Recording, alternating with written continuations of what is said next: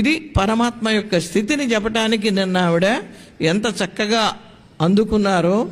ఎక్కడ అందుకున్నారు? 33 కోట్ల మంది దేవతలు. అసలు నిజంగా 33 కోట్ల మంది దేవతలు ఉన్నారా? 3 కోటి దేవతలు ఒక్కటైనారు, చక్కని పాపని ఇక్కడ ఉంచారు అని ఓ బ్రహ్మాండమైన పాట ఉంది మనకి. 3 కోట్లు లేరు, 33 కోట్లు లేరు. మరి ఎంతమంది? 33 దేవతలు.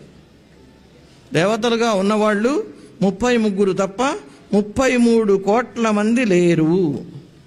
ఈ 33నే 33 కోట్ల మందిగా భావించి చెబుతున్నారు.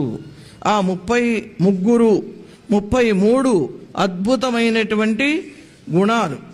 ఆ 33 గుణాలు ఎవరిలో ఉంటే వాళ్ళతో సమానమైన వాళ్ళం అవుతాం.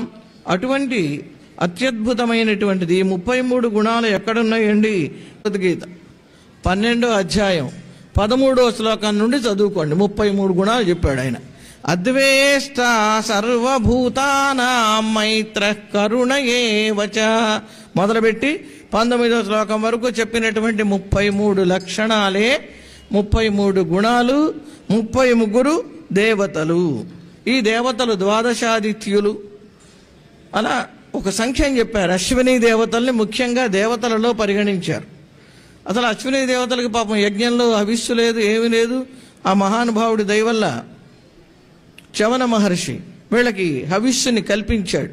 అలా ఉన్నటువంటి దేవతలు 33 కోట్ల మందిగా మనం భావిస్తే పరమాత్మకి వాళ్ళంటే ఇష్టం, వీళ్ళంటే ఇష్టం అని మనం అనుకుంటుంటాం.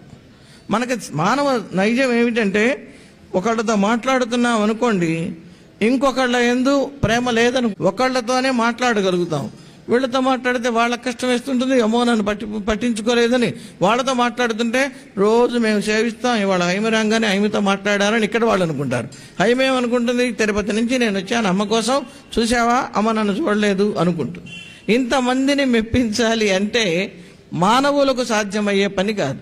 కృష్ణ పరమాత్మ అయితే ఆ రోజు 16,000 రూపాయలు ధరించి ఒకే ముహూర్తంలో అంతమందిని వివాహం చేసుకుని, ఈ వివాహం చేసిన ప్రకటన కాకుండా అంతఃపురంలో కూడా 16,000 రూపాయలతో ఎవరెవరికి ఏం కావాలంటే అది అందించాడు. అది దక్షిణుడు యొక్క సమర్థం. దక్షిణ నాయకుడు అంటే సమర్థుడు అని అర్థం.